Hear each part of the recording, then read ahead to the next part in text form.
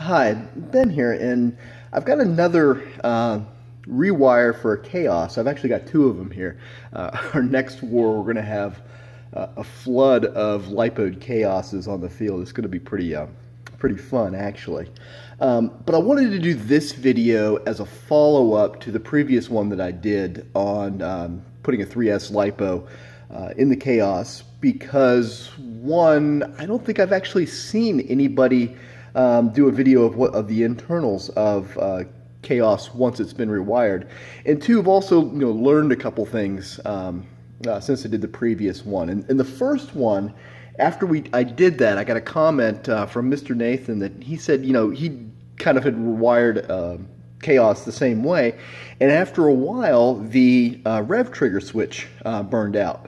And took that as a note and took a watch. Well, the previous one that I did, or the previous pair that I did, got used extensively in a number of wars, and it had the same thing happen. The stock rev trigger for a 3S LiPo running through here, over time it's just too much current, and that switch eventually dies.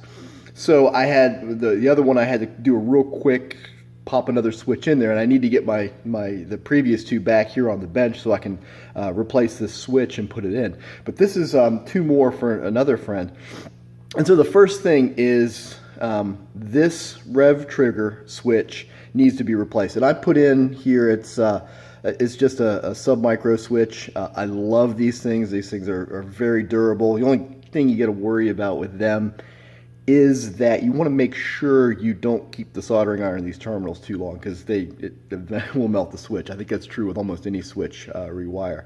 But I rebuilt the rev trigger so that it impacts here, and I put an extra spring in here. That's the other thing with once you replace this switch down here, the spring for your rev trigger is actually built into the switch. This is the same type of switch up here on this rev trigger. It's not the spring isn't necessary here, but down here on your main rev trigger, you've got a spring in the switch itself. So when you remove that switch and put like a sub micro in here, you've got to add a spring, and it's kind of hard to see. You can kind of see it in there, but I've got a spring in here to do the return. I'm not going to hit it yet because it's going to rev and it's going to be really loud. So the first thing with this rewire that I want to point out is you got to replace this switch. It works for a while, but eventually you're going to burn that out. You're going to have to open it back up, and you're going to have to do something with that switch.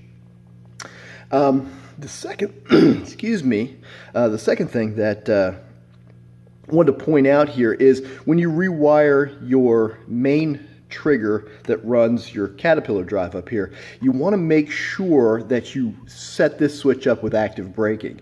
If you don't, then this will continue to run, and it may put rounds into your flywheels that you don't want to. When you put the active braking on, when you release the trigger, it comes to a stop. I'm going to demonstrate that here in a second.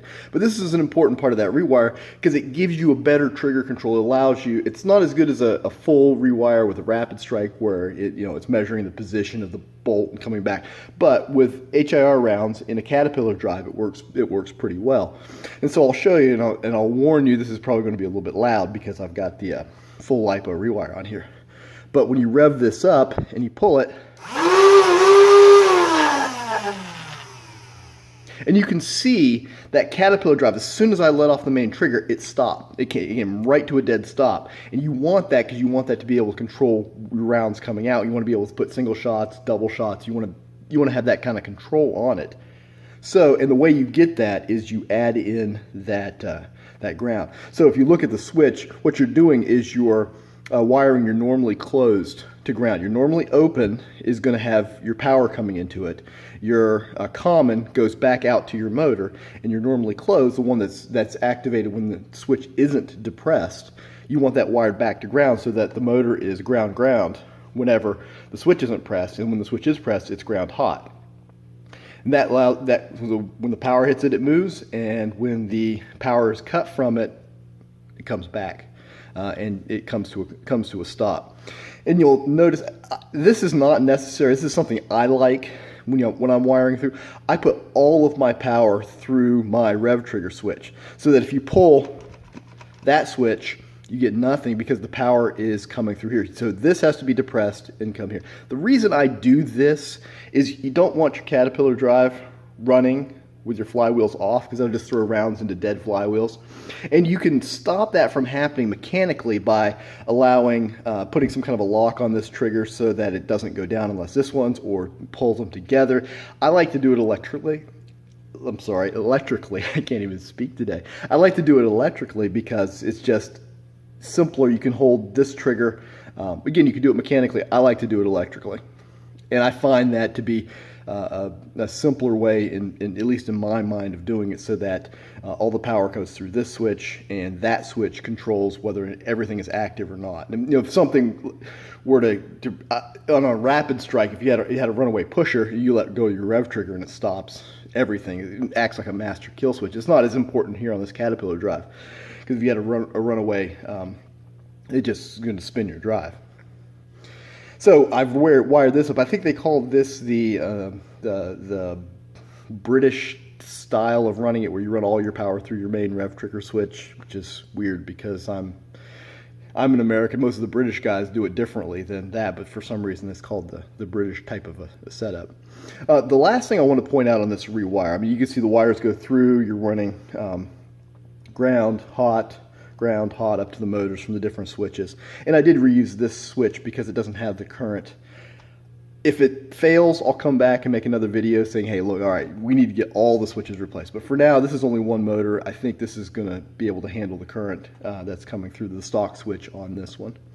The final thing I want to show is that I rewired this in such a way that you can put the battery pack back in.